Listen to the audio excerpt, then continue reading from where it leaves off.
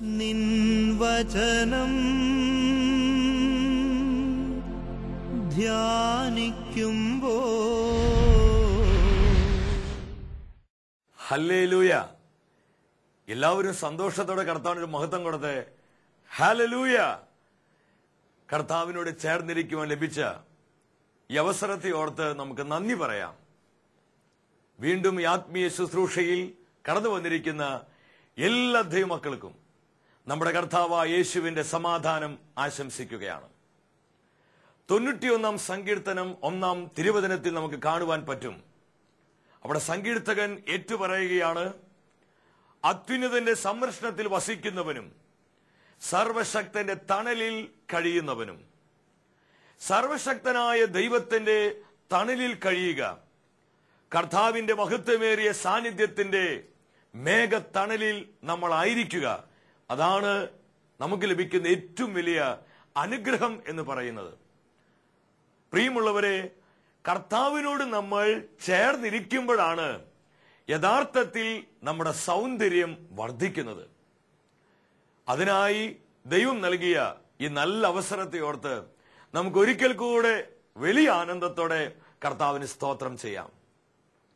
തിരുവചനത്തിലൂടെ പരിശുദ്ധാത്മാവ് ഇന്ന് നൽകുന്ന ദൈവിക ആലോചനകൾ നമ്മുടെ ജീവിതത്തിൽ അനുഗ്രഹമായി അഭിഷേകമായി മാറുവാൻ വേണ്ടി ആഗ്രഹിച്ചുകൊണ്ട് കർത്താവിന്റെ വചനത്തിന്റെ മുൻപിൽ നമുക്കായിരിക്കാം.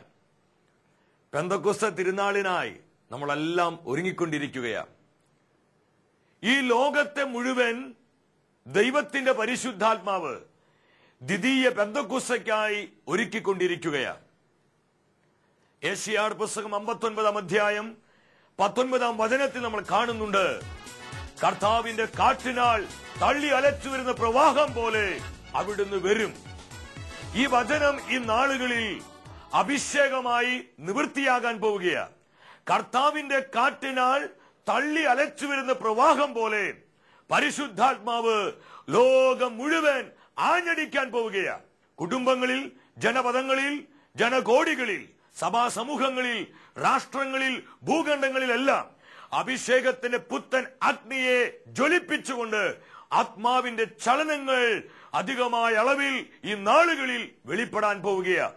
ഒരു ദ്വിതീയ പെന്തക്കോസ്തയ്ക്കായി കർത്താവ് ലോകത്തെ സജ്ജമാക്കിക്കൊണ്ടിരിക്കുകയാണ്. അതുകൊണ്ട് തന്നെ ഈ ഒരു കാലയളവിൽ, ഈ ഒരു സമയത്ത് ദൈവവചനത്തിൽ നിന്ന് ഇതിനോടുള്ള ബന്ധത്തിൽ നമ്മൾ ധ്യാനിക്കുന്നത് വളരെ അനുഗ്രഹപ്രദമാണ്. കർത്താവിന്റെ വചനത്തിന്റെ മുൻപിൽ ഏറെ ഒരുക്കമുള്ള ഹൃദയത്തോടെ പ്രാർത്ഥനാപൂർവ്വം നമുക്കായിരിക്കാം.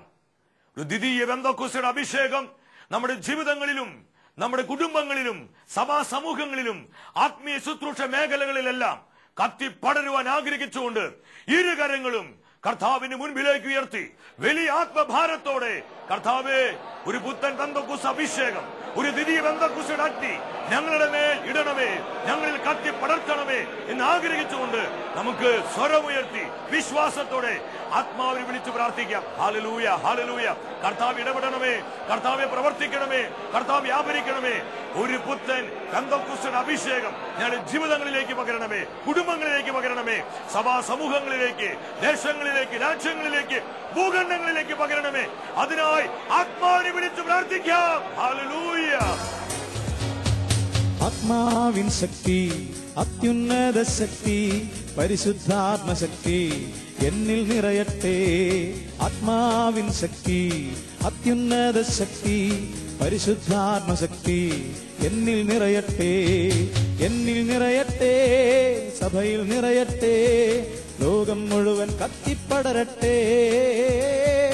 എന്നിൽ നിറയട്ടെ, സഭയിൽ നിറയട്ടെ, ലോകം മുഴുവൻ കത്തിപ്പടരട്ടെ. ലോകം മുഴുവൻ കത്തിപ്പടരട്ടെ. Hallelujah, hallelujah, hallelujah. കർത്താവേ നന്ദി, ആത്മാവേ നന്ദി, പിതാവേ നന്ദി. കർത്താവിന്റെ വചനത്തെ സ്വീകരിക്കുവാനായിട്ട് നമുക്ക് ഒരുങ്ങാം. സാധിക്കുന്ന എല്ലാ ദൈവമക്കളും വിശുദ്ധ ബൈബിൾ കൈകളിലെടുത്ത് ഈ ശുശ്രൂഷയിൽ പങ്കുകൊള്ളുവാനായിട്ട് പ്രത്യേകം താല്പര്യപ്പെടുകയാണ്. അത് നമ്മുടെ വചനത്തിൽ വളരുവാൻ നമ്മെ അത് സഹായിക്കും. ലേവ്യ പുസ്തകം 23 അധ്യായം 15-16 തിരുവചനങ്ങളിലൂടെ ദൈവത്തിന്റെ ആത്മാവ് നമ്മോട് സംസാരിക്കുകയാണ്. ലേവ്യ പുസ്തകം 23-ാം അധ്യായം നമ്മൾ പഠിക്കുമ്പോൾ നമുക്ക് കാണുവാൻ പറ്റും. അവിടെ യഹൂദനോടുള്ള ബന്ധത്തിൽ നമ്മുടെ കർത്താവ് ചില തിരുനാളുകൾ ആചരിക്കുവാനായിട്ട് പറയുകയാണ്. ഒന്നാമതായി പെസഹ തിരുനാൾ, പുളിപ്പില്ലാത്ത അപ്പത്തിന്റെ തിരുനാൾ, വീണ്ടും ആദ്യഫല കട്ടയുടെ തിരുനാൾ, അതുപോലെ തന്നെ ആഴ്ചകളുടെ തിരുനാൾ, കൂടാര തിരുനാൾ, പാപ പരിഹാര തിരുനാൾ, പുതുവത്സര തിരുനാൾ. ഇങ്ങനെ പോവുകയാണ് യഹൂദനോട് ബന്ധത്തിൽ ദൈവം നൽകിയ തിരുനാളുകൾ. എന്നാൽ ഈ തിരുനാളുകൾക്കെല്ലാം പ്രവചനാത്മകമായി വലിയ അർത്ഥമുണ്ട്. യേശു ക്രിസ്തുവിന്റെ ജീവിതത്തോടുള്ള ബന്ധത്തിൽ നമ്മൾ ഈ തിരുനാളുകൾ പരിശോധിക്കുമ്പോൾ, സഭായുഗത്തോടുള്ള ബന്ധത്തിലും നമ്മൾ ഈ തിരുനാളുകൾ പരിശോധിക്കുമ്പോൾ ഇതിന് വളരെ പ്രസക്തിയുണ്ട്, നമുക്ക് മനസ്സിലാക്കാൻ പറ്റും. പെസഹ തിരുനാൾ, പുളിപ്പില്ലാത്ത അപ്പത്തിന്റെ തിരുനാൾ, ഇത് എന്തിനെയാണ് കാണിക്കുന്നത്? നമ്മുടെ കർത്താവായ യേശുവിന്റെ പീഡാസഹനങ്ങളെയും കാൽവരിയിലെ കുരിശുമരണത്തെയും. വീണ്ടും നമുക്ക് കാണാൻ പറ്റും ആദിഫല കട്ടയുടെ തിരുനാൾ. ഈ തിരുനാൾ യേശു ക്രിസ്തുവിന്റെ ഉയർപ്പിനെയാണ് കാണിക്കുന്നത്. ലേവ്യ പുസ്തകം 25-ാം അധ്യായം 10-11 വാക്യങ്ങൾ നമ്മൾ എടുത്ത് പഠിക്കുമ്പോൾ കാണുവാൻ പറ്റും. അവിടെ ദൈവം തന്റെ ജനത്തെ നോക്കിക്കൊണ്ട് പറഞ്ഞു, നിങ്ങൾ വിളവെടുത്ത് കഴിയുമ്പോൾ നിങ്ങളുടെ കൊയ്ത്തിന്റെ ആദിഫലമായ കറ്റ പുരോഹിതന്റെ അടുക്കൽ കൊണ്ടുവരണം. നിങ്ങൾ കർത്താവിന് സ്വീകാര്യരാകുവാൻ വേണ്ടി പുരോഹിതൻ ഈ കറ്റ അവിടുത്തെ മുൻപിൽ നീരാജനം ചെയ്യണം. സാബത്തിന്റെ പിറ്റേ ദിവസം അവൻ അത് ചെയ്യട്ടെ. സാബത്തിന്റെ പിറ്റേ ദിവസമാണ് ഈ ആദിഫല കറ്റ ദൈവത്തിന്റെ മുൻപിൽ നീരാജനം ചെയ്യേണ്ടത്. ഞാൻ നിങ്ങളോടൊന്ന് ചോദിക്കട്ടെ, നമ്മുടെ കർത്താവ് എപ്പോഴാണ് ഉയർത്തെഴുന്നേറ്റത്? മാർക്കോസിന്റെ സുവിശേഷം 16-ാം അധ്യായം 1-2 തിരുവചനങ്ങൾ പരിശോധിക്കുമ്പോൾ നമുക്ക് കാണുവാൻ പറ്റും. സാബത്ത് കഴിഞ്ഞപ്പോൾ മഗ്ദലേന മറിയവും യാക്കോബിന്റെ അമ്മയായ മറിയവും സലോമിയും അവൻ അഭിഷേകം ചെയ്യുന്നതിന് വേണ്ടി സുഗന്ധദ്രവ്യങ്ങൾ വാങ്ങി. ആഴ്ചയുടെ ആദ്യ ദിവസം അതിരാവിലെ സൂര്യൻ ഉദിച്ചപ്പോൾ തന്നെ അവർ യേശുവിന്റെ ശവകുടീരത്തിലേക്ക് പോയി. എന്നാൽ അവർക്ക് യേശുവിനെ കാണുവാൻ കഴിഞ്ഞില്ല. സാബത്തിന്റെ പിറ്റേ ദിവസം, അതാണ് ഈസ്റ്റർ, നമ്മുടെ കർത്താവ് ഉയർത്തെഴുന്നേറ്റു. കർത്താവിന്റെ ദിനമായി നമ്മൾ ആചരിക്കുന്നു സൺഡേ, ഞായറാഴ്ച. സാബത്തിന്റെ പിറ്റേ ദിവസമാണ് നമ്മുടെ കർത്താവ് മരിച്ചവരിൽ നിന്ന് ആദ്യ ഫലമായി ഉയർത്തെഴുന്നേറ്റത്. പൗലോസ് അപ്പോസ്തലൻ കൊരിന്തോസ് സഭയ്ക്ക് എഴുതിയ 1-ാമത്തെ ലേഖനം 15-ാം അധ്യായം 20-ാം വചനത്തിൽ പറയുന്നുണ്ട്, നിദ്ര പ്രാപിച്ചവരുടെ ഇടയിൽ നിന്ന് യേശു ആദ്യ ഫലമായി ഉയർപ്പിക്കപ്പെട്ടു. ഹല്ലേലൂയ. അപ്പൊ ഞാൻ നിങ്ങളോട് ചോദിക്കട്ടെ, പഴയ നിയമത്തിൽ ലേവ്യ പുസ്തകത്തിൽ കാണുന്ന ഈ ആദിഫല കറ്റ ആരെയാണ് പ്രവചനാത്മകമായി കാണിക്കുന്നത്? ഇത് ആരുടെ നിഴലാണ്? ഇത് മറ്റാരുടെ നിഴലല്ല. ഈ ആദിഫല കറ്റ നമ്മുടെ കർത്താവായ യേശു ക്രിസ്തുവാണ്. ഹല്ലേലൂയ. നമ്മളൊന്ന് ചിന്തിച്ചു നോക്കി, നമ്മുടെ ദൈവത്തിന്റെ അത്ഭുതകരമായ ജ്ഞാനം എത്രയോ വലുതാണ്. യേശു ക്രിസ്തു ചരിത്രത്തിൽ വരുന്നതിനേക്കാൾ എത്രയോ നൂറ്റാണ്ടുകൾക്ക് മുൻപ് പിതാവായ ദൈവം പഴയ നിയമത്തിൽ ലേവ്യ പുസ്തകത്തിൽ യേശു ക്രിസ്തുവിന്റെ പീഡാസഹനം, കുരിശുമരണം, ഉയർപ്പ്, ഇതെല്ലാം എത്ര മനോഹരമായിട്ടാണ് ചിത്രീകരിച്ചു വെച്ചിരിക്കുന്നത്. വീണ്ടും ദൈവത്തിന്റെ ആത്മാവ് നമ്മോട് സംസാരിക്കുകയാ. ലേവ്യ പുസ്തകം 23-ാം അധ്യായം, അവിടെ ദൈവത്തിന്റെ വചനം പറയുന്നു. 15-16 തിരുവചനങ്ങൾ. അവിടെ ആഴ്ചകളുടെ തിരുനാൾ, ഇതാണ് പെന്തക്കോസ്ത് തിരുനാൾ. സാബത്തിന് പിറ്റേ ദിവസം, അതായത് യേശു ക്രിസ്തുവിന്റെ ഉയർപ്പിന് ശേഷം. നമുക്കറിയാം, നമ്മുടെ കർത്താവ് ഉദ്ധിതനായതിനു ശേഷം 50-ാം ദിവസമാണ് പരിശുദ്ധാത്മാവ് സ്വർഗം വിട്ടിറങ്ങി ഭൂമിയിലേക്ക് ഇറങ്ങി വരുന്നത്. 50-ാം ദിവസം. പെന്തക്കോസ്ത് എന്നുള്ള വാക്കിന് അർത്ഥം അതാ, 50-ാം ദിനം. 50-ാം ദിവസം എന്ന വാക്കിന് പ്രത്യേകമായിട്ടുള്ള അർത്ഥം. അപ്പൊ 50-ാം ദിനത്തിലാണ് പരിശുദ്ധാത്മാവ് സ്വർഗം വിട്ടിറങ്ങി ഇതാ ഭൂമിയിലേക്ക് ഇറങ്ങി വരുന്നത്. സഭ ജനിക്കുന്നത്. സഭ ആദ്യമായി, നമുക്കറിയാം, പെന്തക്കോസ്ത് തിരുനാൾ ദിവസമാണ് സഭയുടെ ജനനം. ഇവിടെ വചനത്തിലോട്ട് നിങ്ങൾ വരിക. എത്ര കൃത്യമായിട്ട് കർത്താവ് ഇതെല്ലാം അറേഞ്ച് ചെയ്ത് വെച്ചിരിക്കുന്നത്. നമ്മുടെ ദൈവത്തിന്റെ ആ സിസ്റ്റം നമ്മളൊന്ന് ചിന്തിച്ചു നോക്കി. സാബത്തിന് പിറ്റേ ദിവസം മുതൽ, അതായത് നീരാജനത്തിനായി കട്ട കൊണ്ടുവന്ന ദിവസം മുതൽ 7 പൂർണ്ണമായ ആഴ്ചകൾ നിങ്ങൾ കണക്കാക്കണം. 7 പൂർണ്ണമായ ആഴ്ചകൾ. എന്ന് പറയുമ്പോൾ നമുക്കറിയാം 49 ദിവസം. 7ാമത്തെ സാബത്തിന് പിറ്റേ ദിവസം. അപ്പൊ 49 ദിനം കഴിഞ്ഞ് അതിന്റെ പിറ്റേ ദിവസം എന്നാ നമുക്ക് എല്ലാവർക്കും അറിയാവുന്ന കാര്യമാ 50ാമത്തെ ദിവസം. ഈ 50ാം ദിവസത്തിൽ എന്ത് ചെയ്യണം? നിങ്ങൾ 50ാം ദിവസം കർത്താവിന് പുതിയ ധാന്യങ്ങൾ കൊണ്ട് നിങ്ങൾ ധാന്യബലി അർപ്പിക്കണം. ഇതാണ് പെന്തക്കോസ്ത് തിരുനാള്, ഇതാണ് കൊയ്ത്തിന്റെ തിരുനാള്, ഇതാണ് ആഴ്ചകളുടെ തിരുനാള്. പ്രിയ ദൈവമക്കളെ, വളരെ കൃത്യമായി പെന്തക്കോസ്ത് തിരുനാളിനോടുള്ള ബന്ധത്തിൽ നൂറ്റാണ്ടുകൾക്ക് മുൻപ് തന്നെ ലേവ്യ പുസ്തകത്തിൽ ദൈവം ഇതെല്ലാം മനോഹരമായി ഒരുക്കി വെച്ചിരിക്കുകയാണ്. നമുക്കിത് കാണാൻ പറ്റും. നിങ്ങൾ പുതിയ നിയമത്തിലോട്ട് വരുമ്പോൾ അപ്പോസ്തല പ്രവർത്തനങ്ങൾ 1-ാം അധ്യായം 3ഉം 4ഉം തിരുവചനങ്ങൾ പരിശോധിക്കുമ്പോൾ അവിടെ വചനം പഠിപ്പിക്കുന്നുണ്ട്. എന്താണ് വചനം പറയുന്നത്? പീഡാനുഭവത്തിന് ശേഷം 40 ദിവസത്തേക്ക് യേശു അവരുടെ ഇടയിൽ പ്രത്യക്ഷനായി ദൈവരാജ്യത്തെ കുറിച്ച് തന്റെ പ്രിയപ്പെട്ടവരോട് പഠിപ്പിച്ചു. 40ാം ദിവസം യേശു ഉദ്ധിതനായതിനു ശേഷം 40ാം ദിനത്തിലാണ് പിതാവിന്റെ വലതുഭാഗത്ത് മഹത്വപൂർണനായി ഉപവിഷ്ടനാകുവാൻ അവൻ സ്വർഗത്തിലേക്ക് എടുക്കപ്പെട്ടത്. ഈ 40 ദിവസം കഴിഞ്ഞ് തുറന്നു വരുന്ന 10 ദിവസത്തിന് പൂർണ്ണതയിൽ 50ാം ദിവസത്തിലാണ് പെന്തക്കോസ്ത് തിരുനാൾ സമാഗതമാകുന്നത്. പ്രിയമുള്ളവരെ, വളരെ കൃത്യമായി കർത്താവ് തന്റെ ഈ രഹസ്യങ്ങളെല്ലാം വിശുദ്ധ വചനത്തിൽ എഴുതി വെച്ചിരിക്കുകയാണ്. ദൈവവചനത്തിന്റെ വിശ്വാസ യോഗ്യത എത്രയോ വലുതാണ് ദൈവമക്കളെ. നമ്മൾ മനസ്സിലാക്കുക, ഈ പെന്തക്കോസ്ത് തിരുനാൾ ദിവസം അവർ സെഗിയോൻ മാളികയിൽ നമ്മുടെ അമ്മയായ പരിശുദ്ധ കന്യകാമാതാവിനോട് ചേർന്ന് ആ 120 ശിഷ്യ സമൂഹം പ്രാർത്ഥിച്ചുകൊണ്ടിരിക്കുമ്പോൾ അഗ്നിനാവുകളുടെ രൂപത്തിൽ പരിശുദ്ധാത്മാവ് ആ സമൂഹത്തിന് മധ്യ ഇറങ്ങി വന്നു. ഒരു ഫയർ അനോയിന്റിംഗ്, അഗ്നിയുടെ അഭിഷേകം, അഗ്നിയുടെ സ്നാനത്താൽ സ്വർഗത്തിലെ ദൈവം ആ സമൂഹത്തെ നിറയ്ക്കുകയാ. സഭ അവിടെ ജനമെടുക്കുകയാ. ഞാൻ നിങ്ങളോട് ചോദിക്കട്ടെ ദൈവമക്കളെ, ഇന്ന് നമ്മളിൽ നല്ലൊരു ശതമാനവും ആഗ്രഹിക്കുന്നുണ്ട് ഒരു ഫയർ അനോയിന്റിങ്ങിന് വേണ്ടി, അഗ്നി അഭിഷേകത്താൽ നിറയപ്പെടുവാൻ, അഗ്നി അഭിഷേകത്താൽ നടക്കപ്പെടുവാൻ, പരിശുദ്ധാത്മാവ് അഗ്നിയാൽ നമ്മെ സ്നാനം ചെയ്യുവാൻ. നമ്മൾ എത്ര പേർ ആഗ്രഹിച്ചു പ്രാർത്ഥിക്കണേ? എത്ര പേർ അതിനു വേണ്ടി ഉപവസിക്കുന്നത്? എത്ര പേർ അതിനു വേണ്ടി സമർപ്പണമുള്ളവരാകുന്നത്? എന്നാൽ ഇവിടെ കർത്താവിന് ചില കാര്യങ്ങൾ നമ്മോട് പറയുവാനുണ്ട്. എന്തുകൊണ്ടാണ് അവരുടെ മധ്യേ പരിശുദ്ധാത്മാവ് ഈ അഗ്നിനാവായി ഇറങ്ങി വന്നത്? അതിന് പ്രധാനമായും 2 കാരണങ്ങളുണ്ട് ദൈവമക്കളെ.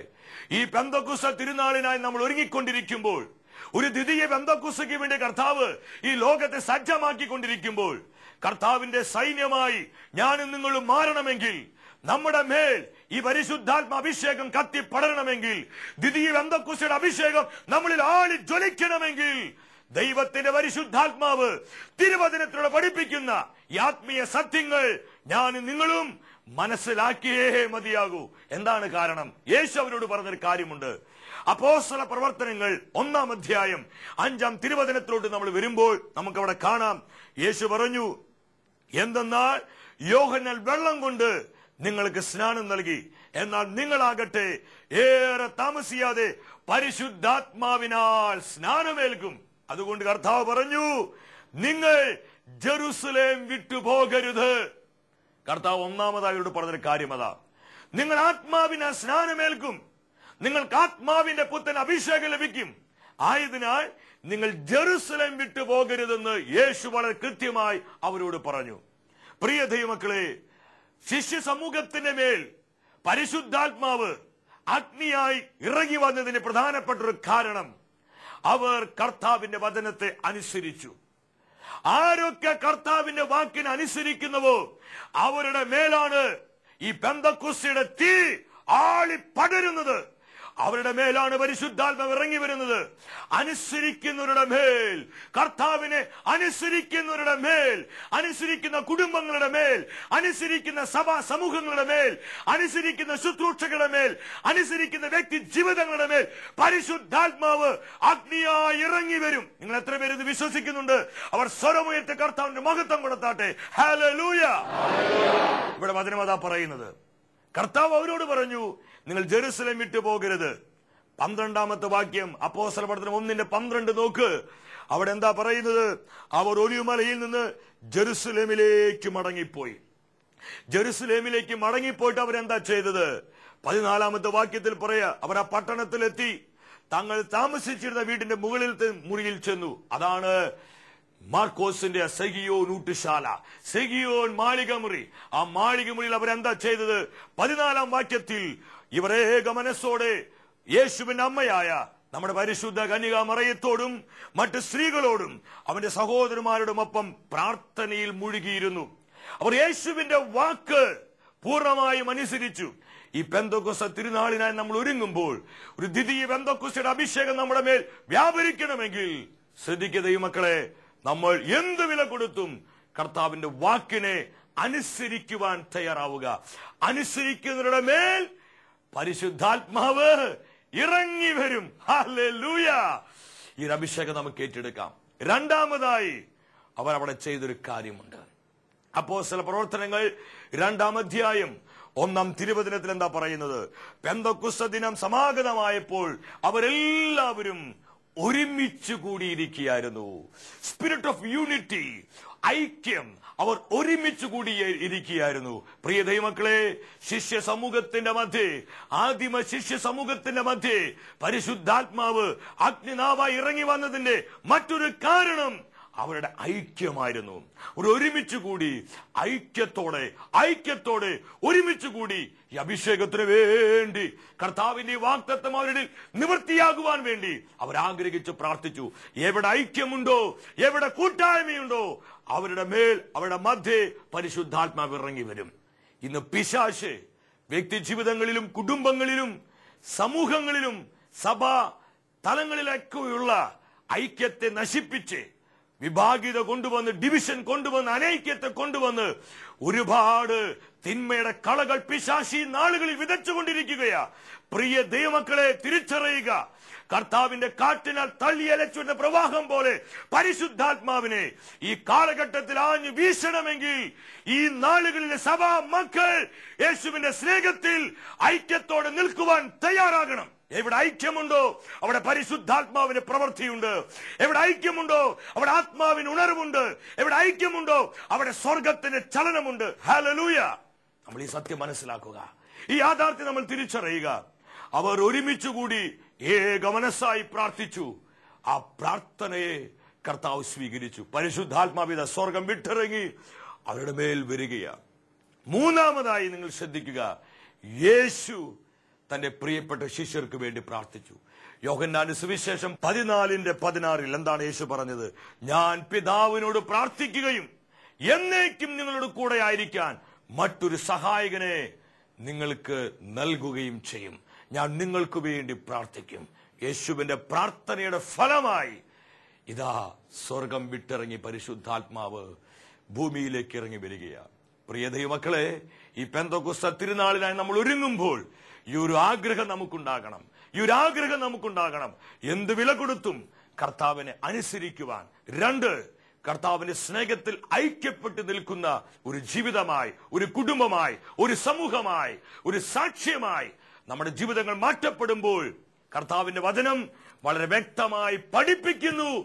ആദിമ ക്രൈസ്തവ സമൂഹത്തിന്റെ മേൽ ആ സെഗിയോൻ ഊട്ടുശാലയിൽ പരിശുദ്ധാത്മാവ് എപ്രകാരം ഇറങ്ങി വന്നുവോ അതിനേക്കാൾ ശക്തമായ അളവിൽ ഈ നാളുകളിൽ അവർ എന്റെയും നിങ്ങളുടെ മേൽ ഇറങ്ങി വരും. തീർച്ച. ഇല്ലെങ്കിൽ കർത്താവിന്റെ വചനം മാറ്റി എഴുതേണ്ടി വരും. യേശു പറഞ്ഞു, ആകാശം ഭൂമിയും പോയാലും എന്റെ വചനം മാറുകയില്ല, എന്റെ വചനത്തിന് മാറ്റം ഉണ്ടാവുകയില്ല. പ്രിയ ദൈവമക്കളെ, ഈ വചനം സത്യമാണ്. ഈ വചനം ഇത് വിശ്വാസയോഗ്യമാണ്. ഇത് തിരിച്ചറിഞ്ഞുകൊണ്ട് തുറന്നു വരുന്ന ആരാധന ശുശ്രൂഷയിൽ ഈ ദ്വിതീയ പെന്തക്കോസ്തിയുടെ അഭിഷേകം നമ്മുടെ വ്യക്തി ജീവിതങ്ങളിൽ, കുടുംബങ്ങളിൽ, സഭാ സമൂഹങ്ങളിൽ ഈ കാലഘട്ടത്തിലെ സകല ദൈവജനത്തിന്റെ മേൽ ആളി പടരുവാൻ, കത്തി ജ്വലിക്കുവാൻ ആഗ്രഹിച്ചുകൊണ്ട് പ്രാർത്ഥിക്കാം. അതിനായി ദൈവം നാം എല്ലാവരെയും സമൃദ്ധമായി അനുഗ്രഹിക്കട്ടെ. എല്ലാവർക്കും പെന്തക്കോസ്ത് തിരുനാളിന്റെ ആശംസകൾ നേരുകയാണ്.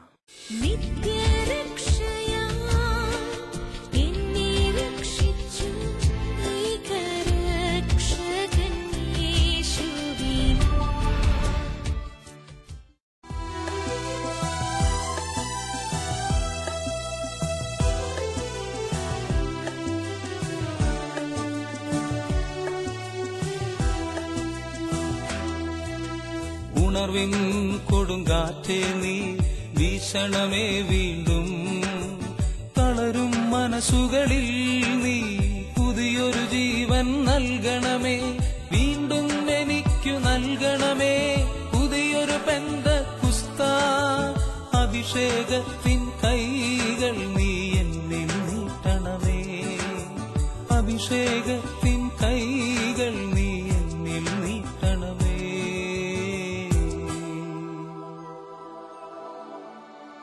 നമ്മെ അഭിഷേകം ചെയ്യുന്ന നമ്മുടെ കർത്താവിന്റെ മുൻപിലാണ് നമ്മൾ കടന്നു വന്നിരിക്കുന്നത്.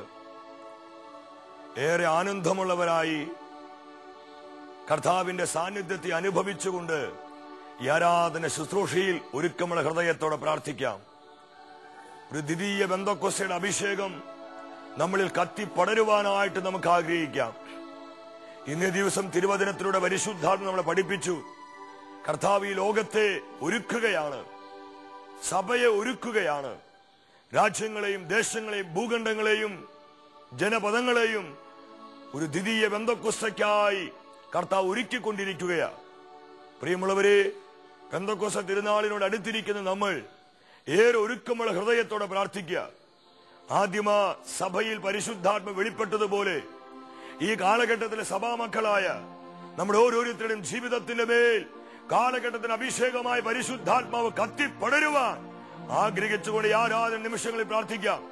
ഇരുകരങ്ങളും പരിശുദ്ധ കുർബാനയുടെ മുൻപിലേക്ക് യാചനാപുറം നീട്ടിപ്പിടിച്ച് ആഗ്രഹിച്ച് പ്രാർത്ഥിക്കേ.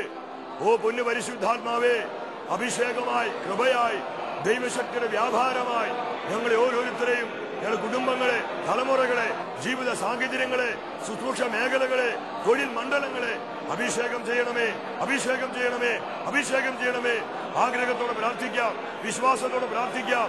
ഭീരുവായിരുന്ന പത്രോസിനെ ധൈര്യപ്പെടുത്തിയ പരിശുദ്ധാത്മാവ്, ശിഷ്യ സമൂഹത്തിന് മേൽ അഗ്നിനാഭായി ഇറങ്ങി വന്ന പരിശുദ്ധാത്മാവ്, പ്രവാചകന്മാരെ ശക്തീകരിച്ച പരിശുദ്ധാത്മാവ്, പൂർവ്വപിതാക്കന്മാരിലേക്ക് വിശ്വാസ വീര്യം പകർന്ന പരിശുദ്ധാത്മാവ്, പരിശുദ്ധ അമ്മയിൽ ആവസിച്ച് വചനത്തെ മാംസമായി ഗർഭം ധരിക്കുവാൻ അമ്മയെ അഭിഷേകം ചെയ്ത പരിശുദ്ധാത്മാവ് ഇതാ നമ്മുടെ ജീവിതത്തിന് മേൽ കത്തിപ്പടരുകയാ.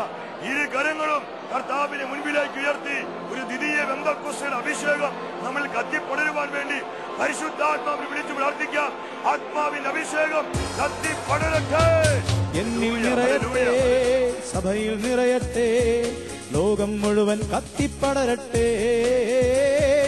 എന്നിൽ നിറയട്ടെ, സഭയിൽ നിറയട്ടെ, ലോകം മുഴുവൻ കത്തിപ്പടരട്ടെ. ആത്മാവിൻ ശക്തി, അത്യുന്നത ശക്തി, പരിശുദ്ധാത്മശക്തി എന്നിൽ നിറയട്ടെ. എന്നിൽ നിറയട്ടെ, സഭയിൽ നിറയട്ടെ, ലോകം മുഴുവൻ കത്തിപ്പടരട്ടെ. ലോകം മുഴുവൻ കത്തിപ്പടരട്ടെ. ശക്തീകരിക്കണമേ. ഞങ്ങളുടെ ജീവിതത്തിലെ എല്ലാ മണ്ഡലങ്ങളെയും ഒന്ന് പവിത്രീകരിക്കണമേ. ആരാധന, ആരാധന, ആരാധന. Hallelujah, hallelujah, hallelujah. വലിയ ദാഹത്തോടെ, വലിയ ആനന്ദത്തോടെ ആത്മാവിനെ വിളിച്ച് പ്രാർത്ഥിക്കട്ടെ. ആരാധന, ആരാധന, ആരാധന. അഭിഷേകം ചെയ്യണമേ, അഭിഷേകം ചെയ്യണമേ. സഭയെ ഉണർത്തുവാൻ, ദേശങ്ങളെ, രാജ്യങ്ങളെ, ഭൂഖണ്ഡങ്ങളെ യേശുവിനായി നേടുവാൻ ഞങ്ങൾ അഭിഷേകം ചെയ്യണമേ. Hallelujah, hallelujah, hallelujah.